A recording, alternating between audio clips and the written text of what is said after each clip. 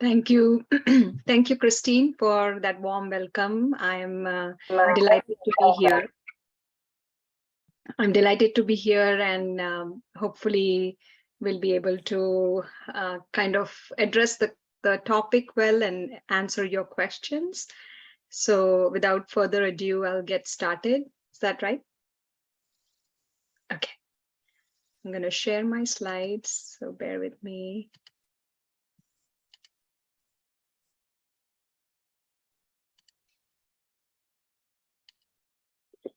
So, our topic for today is anxiety and depression. Hold on, let me make sure it's okay. There we are. I'm going to move this up. Okay, there we go. So anxiety and depression in kids with learning challenges was the topic that Christine originally, when we were planning this talk, asked me to do, and I was like, yeah, it's actually a very relevant topic. We don't specifically talk about anxiety and depression in the context of neurodiverse kids. We talk it in the context of just regular anxiety, depression, but kids who have learning challenges, which may result from many different conditions, have a whole different set of presentation of anxiety and depression than other neurotypical kids. So I was definitely actually excited to educate myself and you guys. Of course, I see this in my practice, but it was interesting as I was making these slides to kind of think through how this is really different. Christine already introduced me. I am Director of Silicon Valley Psychiatry. This is my nonprofit Tarika Foundation, whose mission is to create youth mental health awareness. And I also am on ACGEN clinical faculty at Stanford, where I did my adult and child training. So we will roll to our, first slide. So the question is, oops. Okay, there we go. What is neurodiversity? I am sure many of you are familiar with this term. This is something that has been out there actually for quite some time, and since 1990 is the time frame when one of the sociologists in Australia coined this term. She herself was on high functioning autism spectrum and came up with this term to be, understanding of how brains can work differently when you have different challenges like ADHD, other learning differences like dyslexia, dyspraxia, dyscalculia, dysgraphia, all the learning disorders, and including autism. So I thought this was relevant to talk about in today's talk, just to get everybody kind of understand that the learning challenges can come from different disorders, including learning disorder, ADHD, autism. There's a few other diagnoses that are included in neurodiversity, but for the sake of today's talk, I wanted to focus on these three main topics: the ADHD, LD, or learning differences or disorder, and autism. And, it is with more education and awareness, we are definitely seeing there is much more inclusion and acceptance for neurodiverse kids and youth and adults, and talks like this only can encourage people to understand the challenges and include them in everything that they deserve. So what's the statistics and the data around how much do we see anxiety in neurodiverse children? It is interesting to learn that children with ADHD are 3 times more likely to have an anxiety disorder compared to kids who don't have ADHD. The CDC data shows that 30% of children with ADHD have an anxiety disorder, and 30 to 50% of children with learning disorders have an anxiety disorder. 40% of children with autism spectrum disorder have an anxiety disorder. So the numbers are pretty high. As you can see, it's ranging anywhere from 30 to 50%. And then the interesting thing is that often there is a double whammy here. Often people who have ADHD have coexisting learning disorders, or kids who are on the autism spectrum, they tend to have learning disorder along with ADHD symptoms, and those rates are pretty high.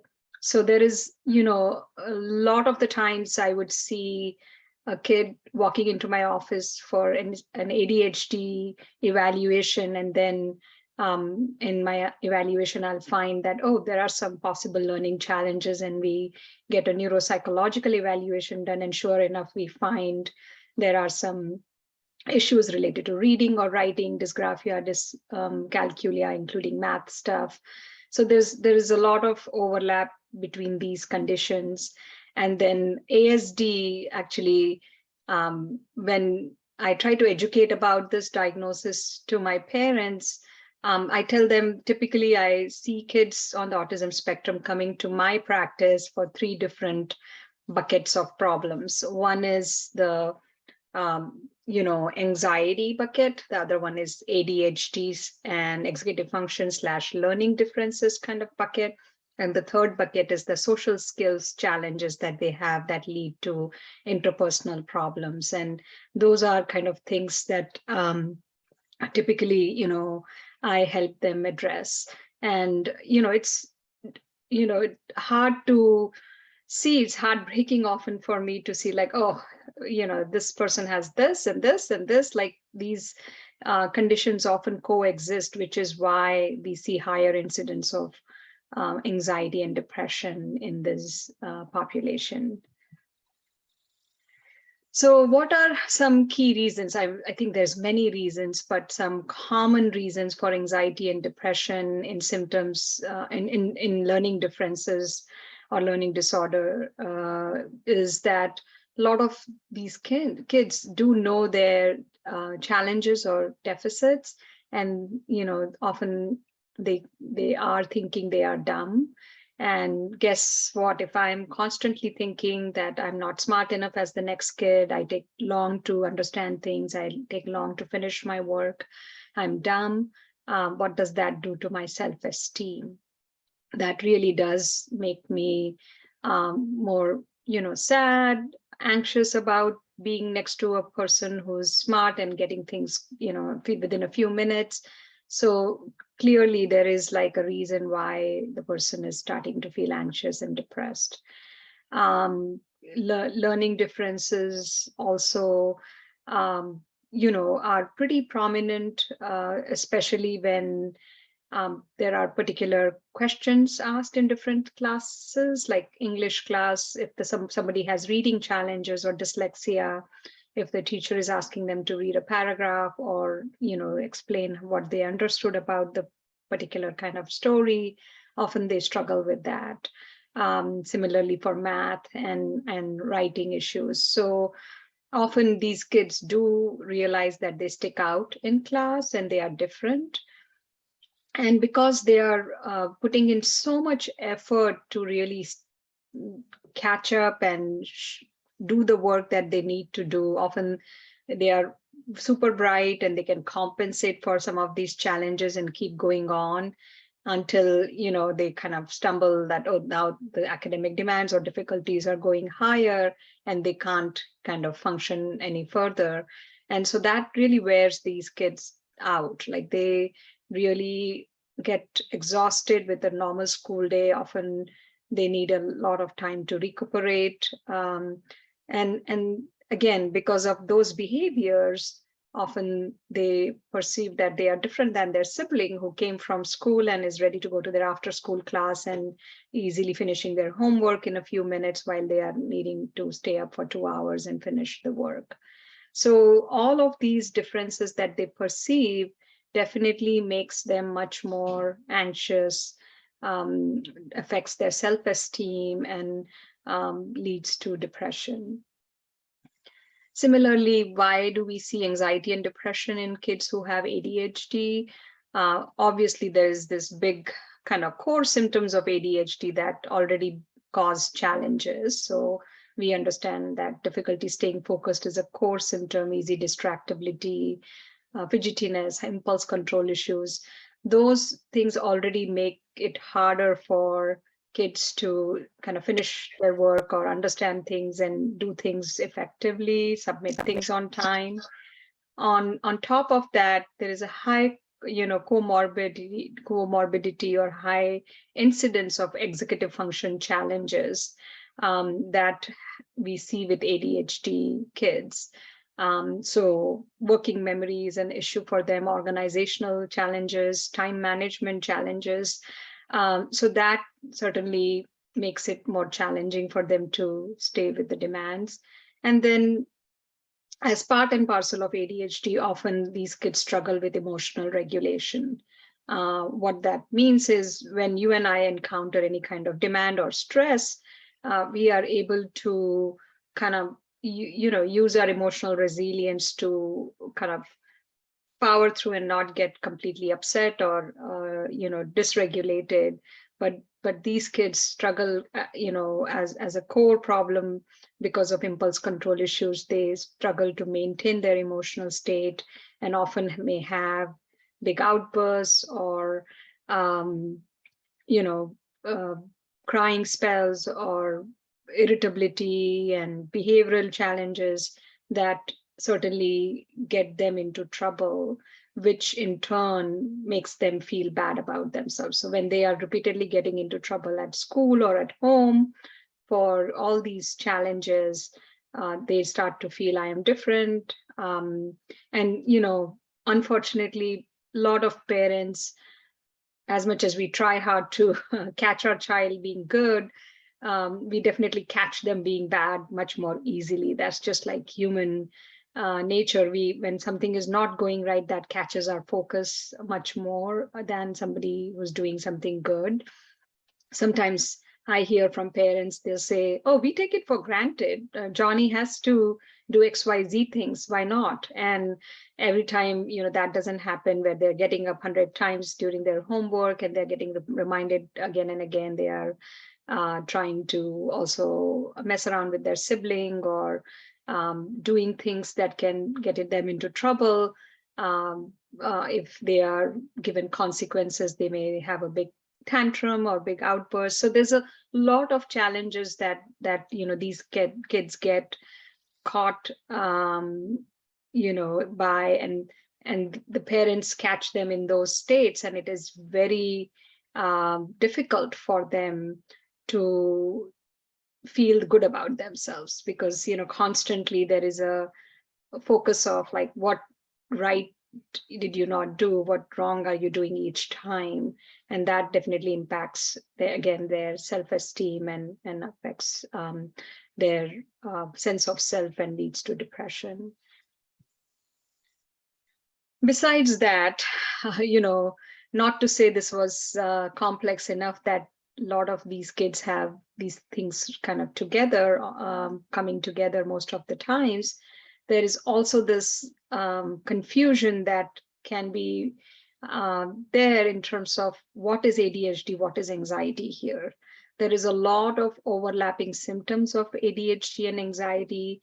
Often when I am seeing a kid who's brought by the parents to get an assessment for anxiety, and I'm like learning like, oh, maybe there is an underlying ADHD here, which is driving the secondary anxiety. So often these conditions could coexist. So the child may have what we call as a primary anxiety or anxious temperament, and they may have a primary ADHD disorder diagnosis. And then these kind of feed into each other and make each other worse. So if I am constantly struggling to keep, my focus and getting into trouble, not keeping up my demands at school, I get more anxious, and that anxiety in turn makes me have further challenge to focus, and it becomes like a vicious cycle. I have a slide coming up where we talk more about the vicious cycle, how these two conditions kind of thrive by feeding into each other, not to say they have a lot of overlapping symptoms.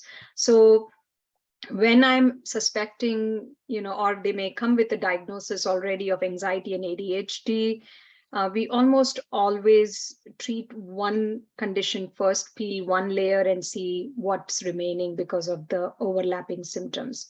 Because often ADHD, can look like anxiety, or often anxiety actually is mimicking underlying ADHD and vice versa. So often when we treat the anxiety appropriately first, we may see like, oh, a lot of the symptoms that seem like there is possible ADHD actually also have improved because of these kind of overlapping symptoms like we see here, the inattention, the distractibility. When you're anxious, you can be restless as well. When you're preoccupied by your thoughts, you can be disorganized. When you're, again, anxious and trying to manage a lot of things, feeling overwhelmed, your time management is impacted. Similarly, for concentration, a lot of times anxious kids procrastinate because avoiding is kind of the way to cope with anxiety. So procrastinate, and then like last 1 hour of the day is when they start to kind of ramp up their work and often are unable to finish work. So I just wanted to bring this into perspective, that this is why these things are kind of a little more complicated in this particular subset than otherwise. Here is an example of overlapping symptoms between anxiety, ADHD, any kind of learning disability. So example here is like if somebody comes in with difficulty sustaining attention, we can explain that by all these three possible kind of diagnoses. So if my mind is focused on worries and fears, then it obviously makes it difficult for me to focus or sustain attention. Because of ADHD, often the spatial awareness, like we see there's a little bit more sensory kind of stuff that also these kids have that come with the ADHD. They are often like very easily distracted by external noises or sights or somebody kind of talking, and they can't ignore those stimuli. So there's kind of different aspects of ADHD that could also make it further hard for a person to sustain attention. And then for a kid who has learning disabilities, processing speed and working memory is challenged. And so when they are presented with a lot of information, they are overloaded and they can't remember what did the teacher say, what was the task being assigned, and they may appear inattentive. So because of, again, this overlapping symptoms, we see there is even more complexity in terms of how these kind of conditions may look like each other and in fact feed into each other. So if we start here in this kind of cycle that I was talking about, the vicious cycle, which kind of keeps going if we don't catch it and break it. So if somebody has difficulty paying attention in class or following verbal instructions, not understanding what the task is, not knowing how to begin, and afraid to ask the teacher for help, that leads to further, difficulty being organized and doing work, or, maybe not doing the work, doing it, but forgetting to put it in the backpack. Then, come to school next day and you're like, okay, maybe, yeah, I did something, but where is it? Oh, I didn't put it in my folder. And then, the anxiety kind of kicks in further and then falls more behind, which creates more anxiety and stress. And this kind of reduces the ability to problem solve and find a way to kind of break this cycle often. And so this is kind of how, like, if somebody has ADHD along with learning difference, which often coexist, this is kind of how the anxiety starts to kind of thrive, and then the anxiety makes ADHD, LD worse, and this is often what's going on. And then we have to kind of work on breaking the cycle, and I'll come to that when we talk about treatment. But I wanted to share this background just so we have an understanding of what happens for these young brains and what is the presentation then for anxiety and depression in this subset, which is one of our focuses for today's talk. what do we really see in terms of common symptoms of, um, learn common symptoms that we see of ADHD or anxiety actually in kids with ADHD and learning disabilities. So, their inattention and restlessness could be one way of how their anxiety is manifesting. Often these kids have um, difficulty maintaining their emotions, and they have what we call as lower frustration tolerance. And so again, a lot of the times, unlike neurotypical kids who can verbalize and talk about, I am worried about this, that, a lot of these kids are not able to have that emotional literacy kind of or emotional awareness there. And when they are faced with a demand and they are feeling stressed out, often they may present as being really angry or upset, acting out, throwing tantrums, often, can lead to verbal aggression if they are getting too overwhelmed and too overstimulated by the demands. The anxiety, can present as trouble answering questions in the class. So often, because they perceive themselves as different and not as smart, or feel not sure about their ability to say the right answer, or they may have social anxiety, that could be a reason they may not participate in the class. And often, because they are not under the radar where they are participating in the classroom and teacher is listening, to their responses, often they could go unnoticed and not kind of picked up in terms of having challenges. The anxiety could manifest as physical symptoms. So a lot of my patients come in with symptoms of like stomach aches, headaches, not wanting to stay in the classroom, particularly in certain classes where they find it even more challenging. They may have, symptoms like that as a manifestation of their underlying anxiety. Often anxiety can present with perfectionistic traits in some kids. So they may keep working on their homework over and again, erase, rewrite. They may do a lot of different things to make it look perfect. And in that process, either the homework is half done or it's full done, and they've spent so much energy in that they forget to turn it in, or if they're not happy with their product, so they will not like to turn it in. A lot of the times they don't like to participate in group projects because it involves talking to other peers, planning, coming up with responsibilities, following through. And if they are not feeling good about themselves, if they consider themselves not as smart or inferior to others, they may avoid group projects. The low self-esteem, we've been talking about how that starts to set in for these kids. Excuse me, and how it starts to kind of impact their mood. Increasing sadness and irritability is one of the ways their depression presents, and slowly they start to kind of reduces their motivation or lose their motivation to do well, because it's like it doesn't matter, like no matter how much I try, I'm not going to be equal to other kids who are doing and thriving well in my class, or nobody really cares about whether I do this or not. Kind of they really start to go down that path.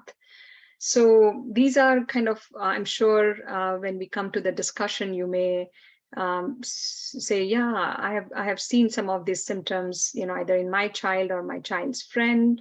But these are definitely some things to kind of look for, particularly for this population, this neurodiverse population that often struggles to have that emotional literacy and awareness to even talk about and articulate what's going on. And so those could be the symptoms of their underlying anxiety actually coming in the way of life. What are some of the physical signs of anxiety we can see? So like I mentioned, frequent trips to the nurse's office earlier in the previous slide. stomach aches or digestive upsets could be a way, it's manifesting. Headaches, nausea, tiredness or fatigue.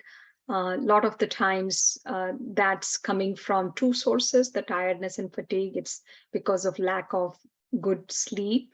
Often, the anxiety kicks in at the end of the day when you're kind of not pulled and distracted by other demands of the day, and then you have time to think, and that's when all those thoughts about, am I good enough, am I doing the right thing, what if they ask me questions tomorrow, will I be able to finish my homework, all those worries start to kind of swirl through their mind and leads to trouble sleeping, which in turn makes them more tired and fatigued the following day.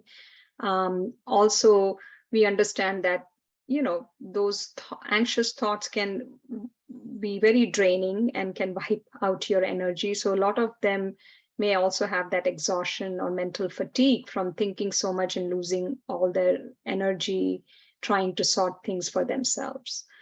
Muscle tension. So, this is again, as we start to talk to the child and make them more aware, they may start talking more about like, yeah, my neck hurts a lot, or my back aches, or, because that's kind of our physiological response of how our body responds to stress. And that's how kind of anxiety is manifested. So to fight or flight or to freeze, what do we need to do? Our muscle needs to tense up and be ready to fight and flight. And that's why muscle tension can be a very prominent symptom. And it may not be as simple as they come and say, my muscles are tensed, but it might be more, I have a lot of neck pain or shoulder pain. Sometimes they talk about my shoulders and neck muscles are feeling tight, or backache.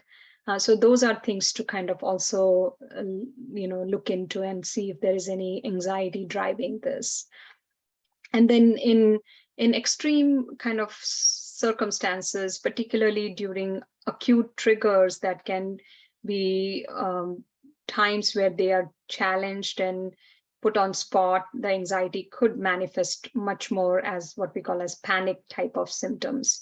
So palpitations, dizziness or feeling like they're going to pass out, sweating, trembling, shortness of breath, sighing. Those are all kind of more symptoms of kind of an acute manifestation on top of the chronic anxiety. Maybe there is slowly the chronic anxiety is building. And then if there is a trigger or stressor of a test or a presentation, there might be a lot of these acute symptoms. And sometimes that's what brings the child to my office when the parents are notified, like, hey, this kid was freaking out, was not able to breathe, and oh, it was a panic attack or panic symptoms. And then we uncover that there is a lot other symptoms may be happening that we didn't connect the dots, and this is how their anxiety was kind of presenting. So again, these symptoms are very much, again, part of our body's way of physiologically dealing with stress. For fight, flight, freeze, that's what our body does. But when the stimulus for the threat or danger, if is that's like, oh my gosh, this worry and that worry, if I'm perceiving this as a threat and major kind of stressor, then my physiological system, the whole sympathetic system is on an overdrive, which is what leads to these kind of extreme symptoms of palpitations, sweating, trembling, sighing, shortness of breath.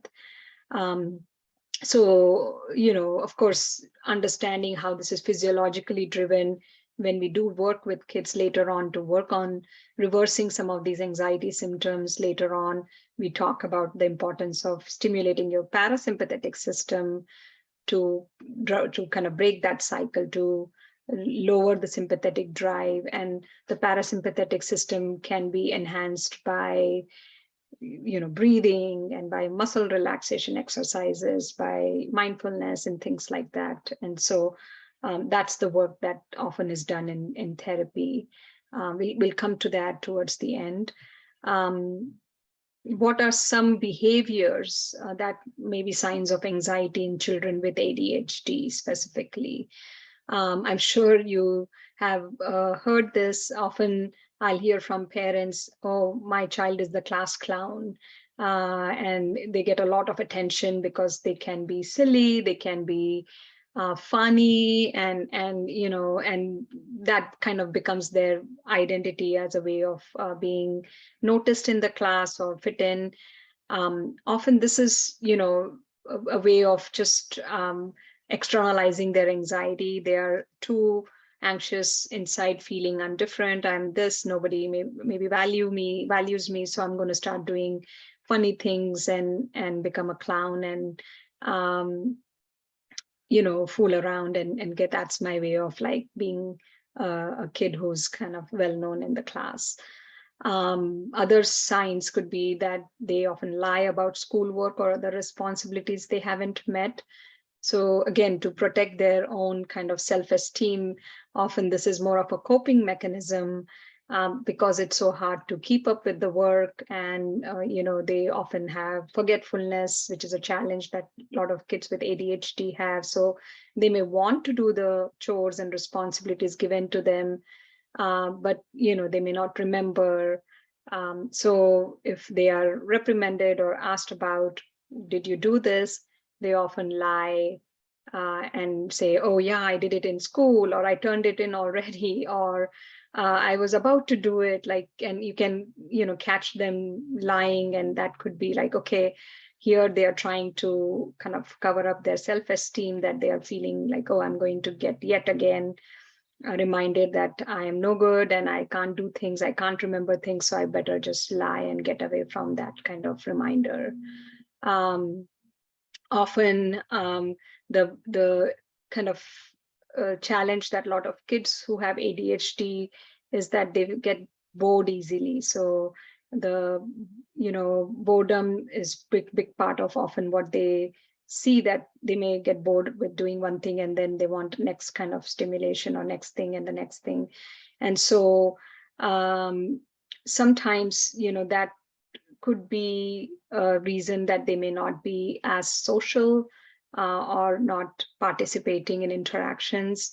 And, you may perceive that as rude or bad, but sometimes, it's important to check in. Is this kind of a place that they were getting bored? What else could you do next time for them to kind of feel a little bit more entertained, in a sense that they have other options to go to and not completely withdraw and make you feel like something is wrong with the child. Sometimes, because they know certain challenges with their anxiety, if it's a social, like I said, group projects often can be very challenging. Other activities that require a lot of focus and complex tasks, they often may refuse to participate. And it's important to like explore why. I guess my point here was not to like, often kids may refuse to participate in certain activities and they may not have a preference for it, and that's good. But if that's happening a lot, or particularly for certain activities, if it's in a social setting, you want to understand, is there social anxiety, or what could be going on here that every time we talk about this, they refuse.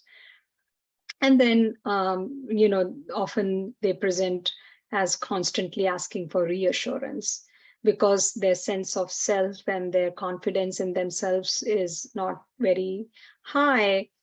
They may, ask the parent to see, give them reassurance around, did I do this right? Or was I okay? Did I behave according to your expectation?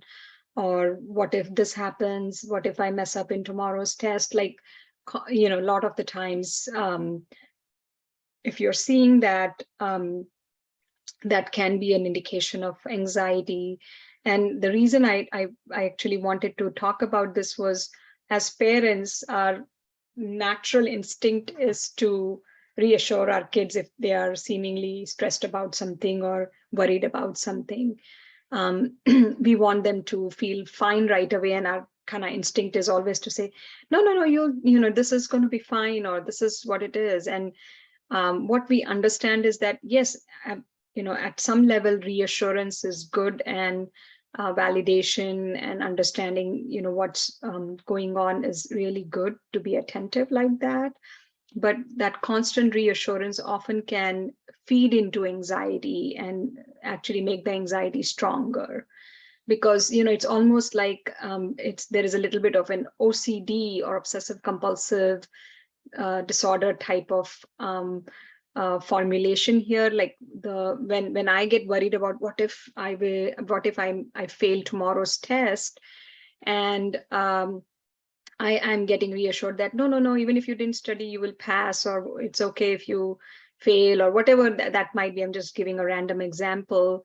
That reinforces that anxiety of like, okay, next time I'm feeling unsure about something, I'm going to go back and ask my parent and feel reassured, and that's how I can tackle my anxiety. So it becomes almost a pattern where they are constantly coming back to you for even other little things and seeking reassurance.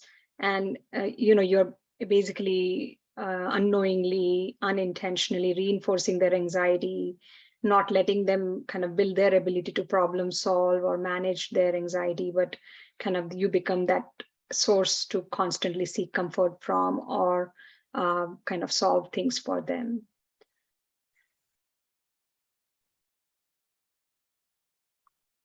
So moving to our other big kind of neurodiverse population, the other big diagnosis of autism or autism spectrum disorders. How does anxiety kind of present in this subset? So, there's certainly a lot of symptom overlap of anxiety. Some of the symptoms we saw about how anxiety presents with learning differences and in ADHD kids often is also the same for autistic kids, but there are certain nuances to the anxiety, even more so for this subset. So the most common anxiety disorder that we see in kids on the spectrum is specific phobias. As we know, phobia is nothing but an intense, irrational fear of something that poses little or no actual danger. But in my mind, if I have, phobia of being, of heights, even being on second floor of a building could be very intense fear for me, and I may not want to like climb up the stairs and feel like I'm at an elevated height, right? So it's irrational, but can be pretty real for the person who's experiencing the distress. So we know that kids on the spectrum tend to have a lot of sensory sensitivities. And as a result of that, they often are over responsive to sensory stimuli, like a loud noise in the environment, or even sometimes crowded places, or it could be where, somebody was sitting next to them and eating a little bit, making noise, or as they are eating, they are having a lot of sounds they are making. So even those types of sensitivities, and of course, there's other sensory things like textures and light and other things could also be a trigger for them. But that is what makes them more vulnerable to be phobic kind of to that environment. So if a child went to a concert, for instance, which is very sensory overloaded kind of environment, and they felt they couldn't control it and it caused them distress and anxiety, they may kind of build a phobia around that and say, I'm never going to go to concert next time because that was hugely unpleasant for me. And there could be other examples like, I'm just giving an example related to sound, but there could be other places they may just feel overstimulated and not feel like they could regulate or control themselves. Common other triggers that a lot of kids who on the spectrum can be triggered by and have a kind of a panic kind of responses, certain advertisement jingles. Those that rhythm and the music and the jingles can be kind of a trigger. Balloons popping or vacuum cleaner sound, toilets flushing, alarms at school. It could be simple things that you and I might be like, yeah, I find that sound annoying, but for them it is just too much to tolerate, and they can have a strong response to that, where they can feel really upset. Again, they may not present like straightforward, like I felt panic because I was in this really stressful environment. It may present as they are upset, they are melting down, they are having trouble regulating their behavior, they can get more impulsive or aggressive. So it's important to figure out the cause, what's leading to this behavior. And that's why I think it's important to kind of understand these types of phobias often exist for these kids. And of course, the standard things that you and I can be phobic to, like certain bugs or insects or needles or being in dark, those could obviously be also triggers for their phobia or for their anxiety to pop up. The other subset of anxiety disorders we see in autism commonly is obsessive compulsive disorder. So, I'm sure you are familiar with obsessions and compulsions are like rituals or routines that the kid has to absolutely do. In general, kids on the spectrum tend to have tendency to do repetitive behaviors, and that's kind of considered to be a core to their ASD. That's considered to be one of the core symptoms. And so to begin with, you may feel like there is already some OCD tendencies in my child, like they were lining up their cars, or for a while they were collecting stamps and wanted them to be kept certain ways, or for a while they had this obsession around certain toys or whatever.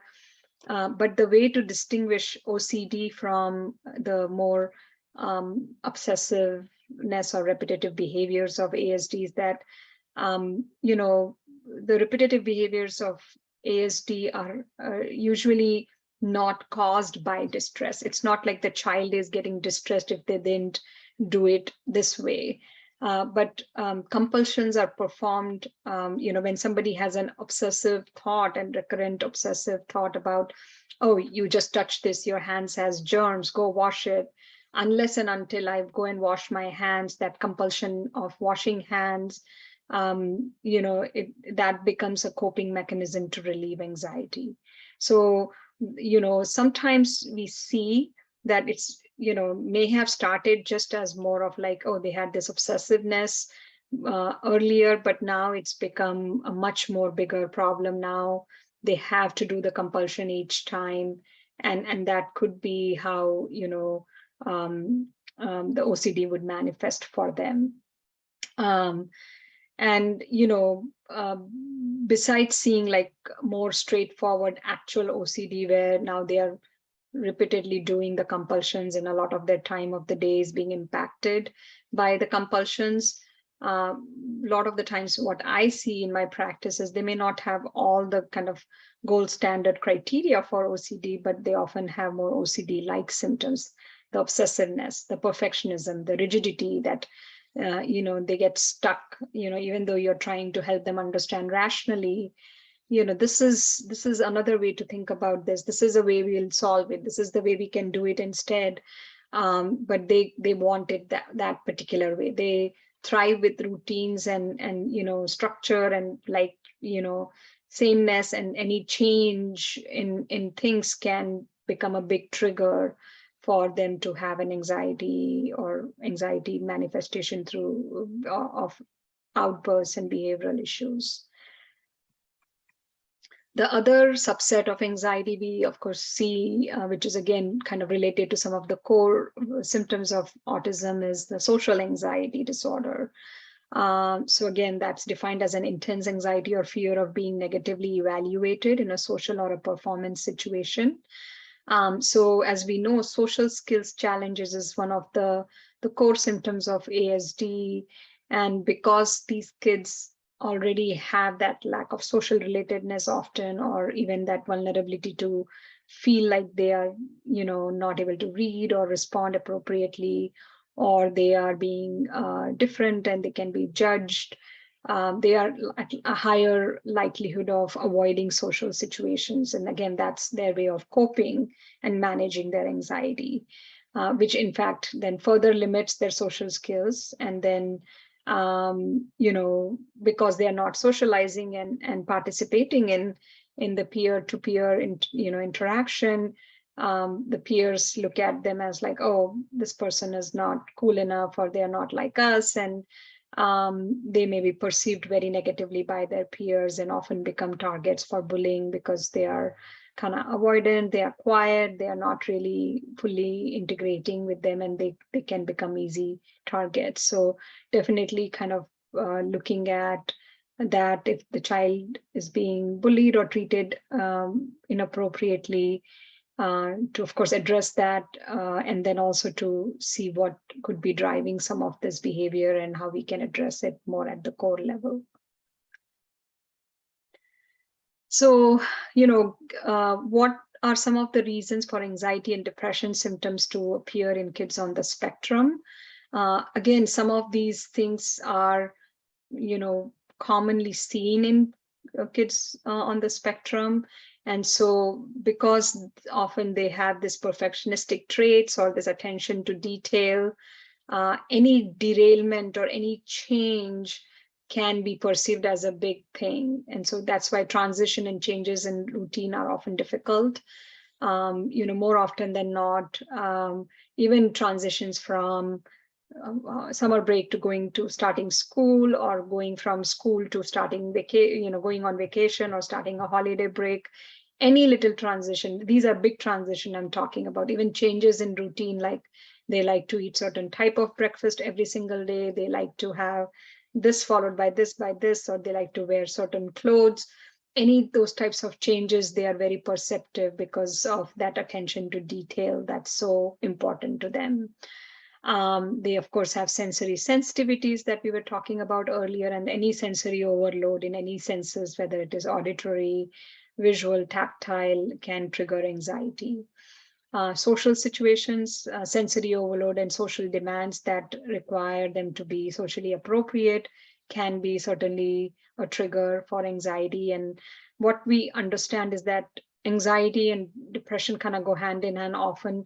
If somebody is dealing or having anxiety symptoms for a period of time, often, depression symptoms slip in. I kind of funnily talk about them as being twin sisters. They kind of pull each other in. And so, these things definitely make them more prone to anxiety, but then very soon depression can slip in. Often some of the kids who are on the lower end of functioning have limitations with their verbal language. And then because of challenges other than just like, social and verbal and sensory issues, often these kids may have challenges with their motor skills, or executive function and abstract thinking, which makes it very difficult for them to complete any kind of task that's been assigned. And so their frustration tolerance is much lower, and they can act out and manifest their anxiety about this being too difficult in that way. So here is kind of another, kind of cycle of, how teens with ASD, as a core, they may have increased fear and anxiety, which adds to more social anxiety that leads to depression and anxiety, and which in turn leads to withdrawal and isolation. The more I'm withdrawing and isolating, I'm starting to worry more about going back into the social environment. The signs and symptoms of depression in children with ASD are also a little bit different than the garden variety regular depression we see in children who are typical or neurotypical. So, I'm going to take a second to kind of talk about the differences just broadly between how depression manifests in adults versus neurotypical kids, and then we'll come to how kids on the spectrum actually have slight variation from that. So as adults, if you and I feel depressed, we may have more of the classic kind of symptoms of depression that we understand, like, low energy, motivation, decreased interest in things, not feeling joy in things, not able to concentrate, sleep and appetite issues, feelings of worthlessness, hopelessness, and then in extreme cases, suicidal thoughts. In kids, unlike sadness of mood being a primary symptom, which is what we typically see in adults, in kids, often they may look completely fine. They may not look sad or withdrawn, but they are more irritable.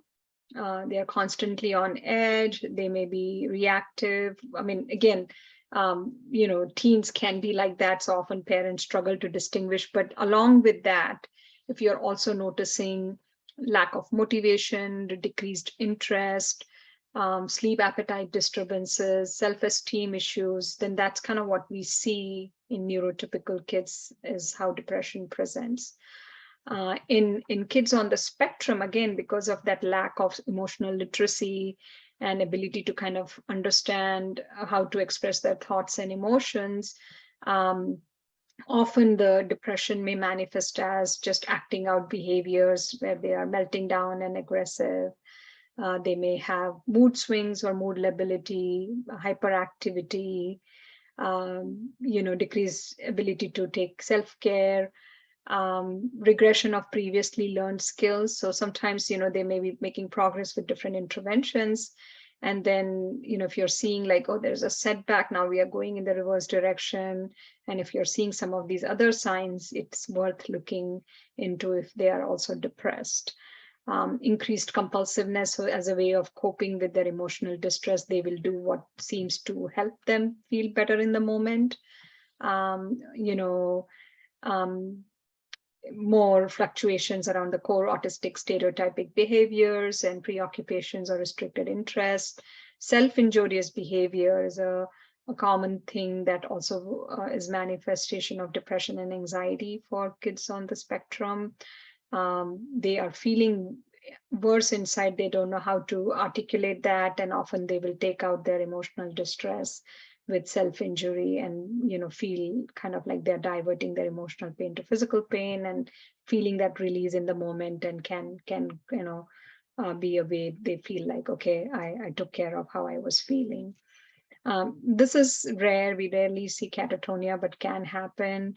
And then overall, again, if you're seeing a 2-week period of some of these changes, along with them not able to keep up with their day-to-day life, then certainly important to kind of see if you're missing any depression that's also been going on in addition to underlying like anxiety. So coming to treatment for depression and anxiety, in learning challenges. And again, I'm kind of a one slide kind of talking about a lot of different interventions for different disorders in here, and I'm happy to talk more about it if you guys are wanting to hear more about the specific recommendations. But in general, what we understand from research is that a more combined approach, what we call as biopsychosocial interventions, really makes a big difference in tackling some of these challenges in these conditions or these disorders.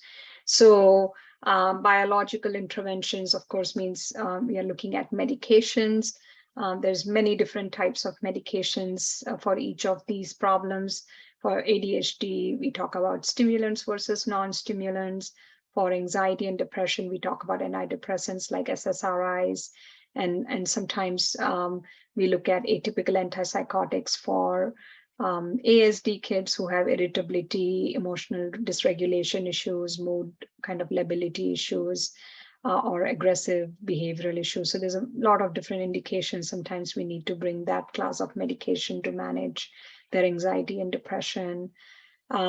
Psychological interventions is where we think about different kinds of therapy.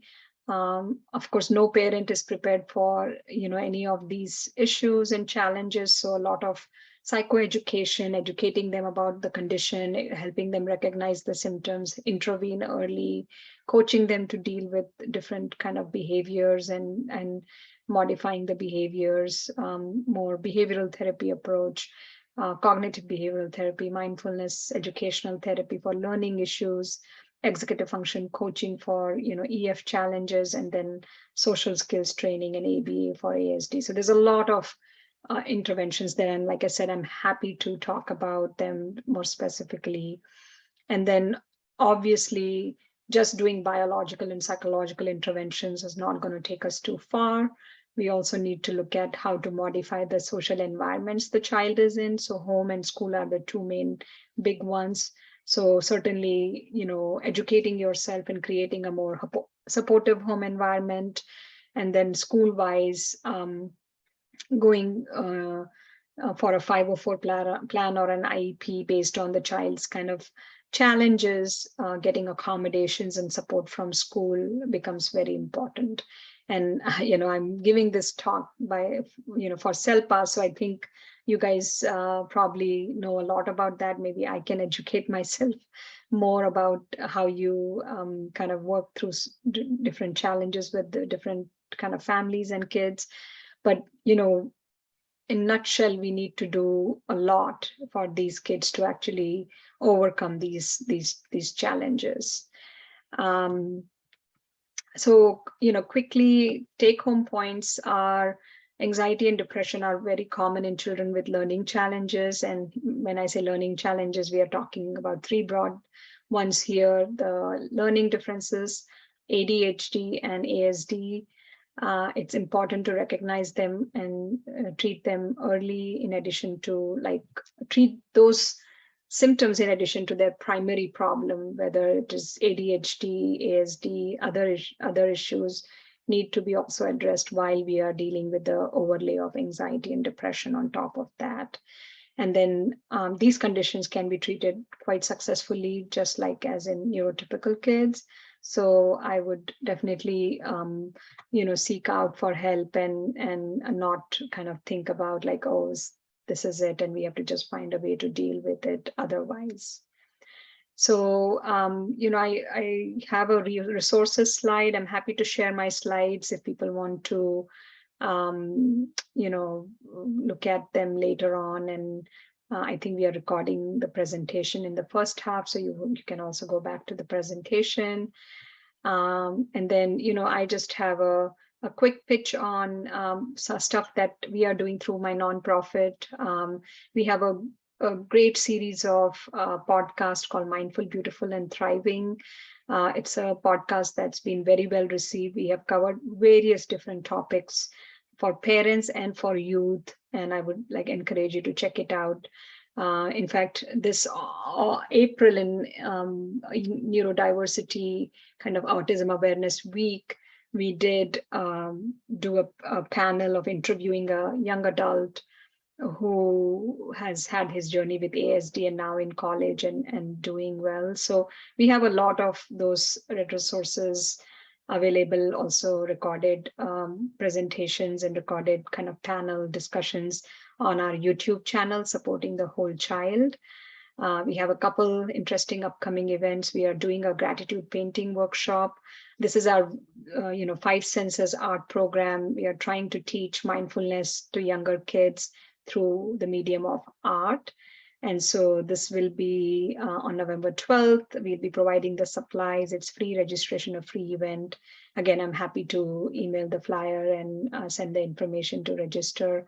And then we are also in partnership with other local agencies doing an introduction to mindfulness for tweens. So that's what we do. And here are our social media handles and email and website. Do check it out and share it with others, as we have kind of collected over time a lot of very good educational material for parents and for teens. So thank you very much again. I'm going to stop sharing and happy to kind of move over to questions. Sure. I just want to thank you for a really phenomenal presentation. I learned a ton. We definitely would, if you can send me a link to the slides. I'm sure many people would like to be able to go over some of this information. Sure. Just really, really stellar. Thank you so much. Really. My pleasure.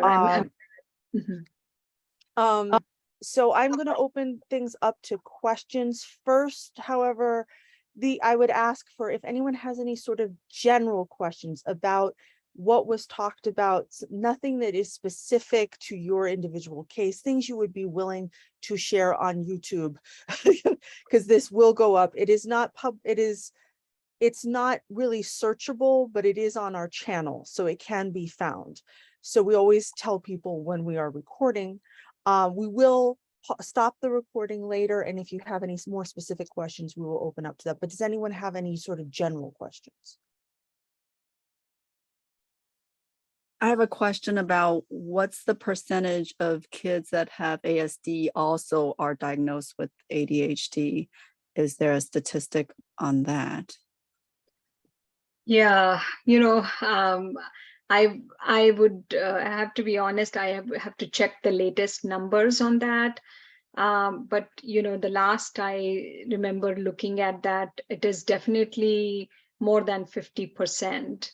It's a pretty high rate that a lot of kids on the spectrum actually often have ADHD as an additional challenge.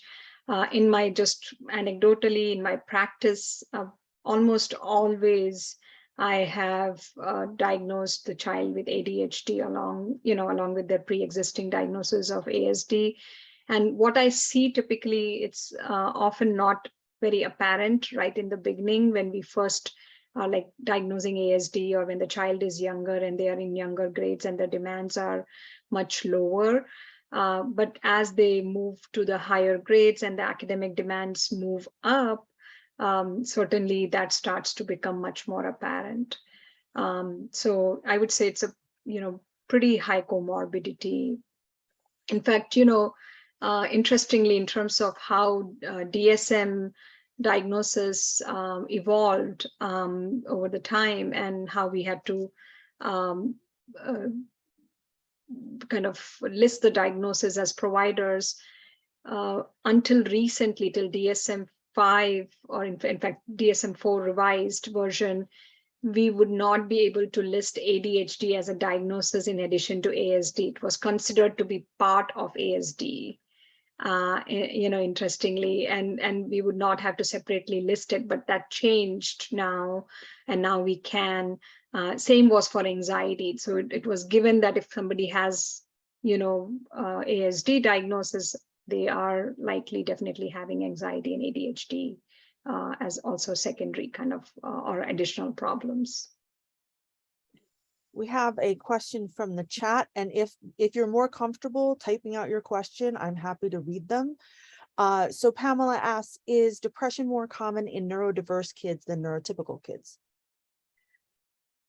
Yes, I would say that definitely neurodiverse kids, because of the challenges they face and the deficits they often have because of their underlying issues, tend to have much more likelihood of developing depression symptoms.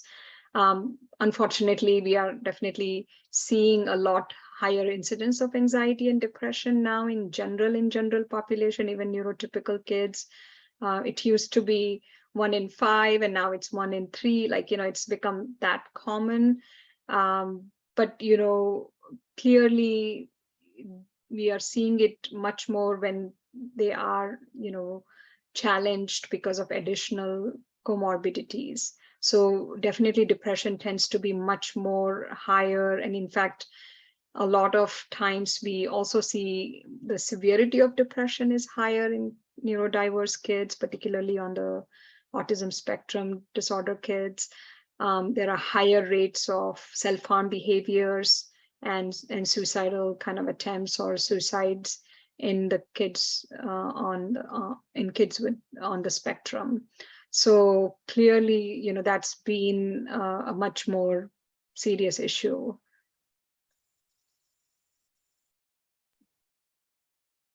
Any other questions? Okay. Oh, we have, how prevalent is masking? Okay. I want to kind of clarify the question. Did you mean that how prevalent is the masking of symptoms of depression? Yeah, they followed it up with another line instead of symptoms. I see. Yeah, no, I think, again, because And this is particularly hard with teens, because, they tend to like their own space, they want to withdraw, they want to isolate, and, have their own kind of things to do. Often, kids on the spectrum may feel more comfortable just with virtual interactions, and with the pandemic, we only kind of increased our screen addiction and reliance on screens. So there is a lot of, times it's confusing to parents that this is just his autism, that he's preferring to withdraw and not interact, or is this, there is some depression here in addition on top of that. Sometimes, they are, like I said, not able to be as aware and be accessible to their own emotions. So they may mask it by showing as if everything is fine, or they may, when they are interacting with you, they may do things and have kind of routines that might seem very typical, but on the inside they might be struggling much more. So there is definitely masking that can happen. Often what I see in my practice, where parent might have thought that the child just has anxiety and they brought them for treatment of anxiety. And when I'm trying to interview and gather information, and I'm peeling the layers, I'm having them fill out questionnaires, I'm also seeing that the anxiety is actually masking the depression, because in acute anxiety phase, what's coming out to be the case is the meltdowns, the outbursts, the panic attacks, or the difficulty with compliance or missing work and things like that, more externalizing stuff. And we may just think that this is all just anxiety, but there is often actually a layer of depression. So when we treat anxiety, that's when we see like, oh my gosh, there's some depression here that needs to be addressed, and we need to kind of adjust the medications and go deeper that way and treat that. But that's what generally happens in my practice, what I see. All right, another question. How do symptoms of anxiety compare to symptoms of trauma in neurodiverse kids? Yeah, well, unfortunately, neurodiverse kids are also more prone or likely to have more traumatic experiences. That is another kind of thing we understand happens, whether it's because of their challenges other people take advantage of, or it is them not able to stand up for themselves, lack of that confidence. There's various different things. That's where I was like mentioning the bullying in the slide, that they can become easy targets of bullying that can often be super traumatic. Other times they may have trauma in other different ways, where they were thought to be like, oh, this is a dumb child, I can do whatever, and they may have physical and sexual kind of abuse type of trauma too, which is very heartbreaking. So the presentation of trauma, in general, in a neurotypical kid, definitely it's somewhat more straightforward, where they may have what we call as PTSD type of symptoms, where they may be talking about some trauma or having vivid memories, accounts they can relate to, or they may have nightmares and have sleep disturbance. In kids on the spectrum or in neurodiverse population, again, because their sense of self is not as strong, and often they are unable to differentiate that they were traumatized because the other person did something wrong, versus was I part of the problem, that's why I got traumatized. Like often they struggle with distinguishing that much more, and are unable to articulate. And it actually manifests a little bit differently. Again, it manifests more in a way where we are seeing more of the acting out behaviors and aggression, and trying to they are mostly trying to kind of not go there when it is so painful, and they are actually externalizing it by being difficult. And then often, like, of course, like, assessment and evaluation and building that emotional literacy and talking about things does bring up more of the underlying kind of pain that's driving some of those behaviors. Another question, do you have knowledge of kids with ASD having higher rates of psychosis with depression? Yep, I think that certainly is known to be the case. A lot of the times, kids on the spectrum tend to have a higher chance of developing psychotic symptoms. So yes, I would say that we definitely are on watch out for that. Um, I haven't seen, knock on wood, too many cases evolving into a psychotic presentation, but certainly they are at a higher risk. And there was another part to the question. Sorry, what was it? There was like, was it just do we see psychosis in ASD or? No, it was kids having a higher rate of psychosis with depression With specifically. depression. Oh, sorry, it wasn't particularly with ASD, my bad. So Uh-huh. yes, so, one point is, yes, ASD kids tend to have a higher risk of development of psychosis. Often what we see is that if depression gets untreated for a long period of time or unrecognized, it can present with depression along with psychotic features. So that's just a natural progression of depression that we can see in neurotypical or neuroatypical kids, that untreated depression often can come with depression with psychosis. And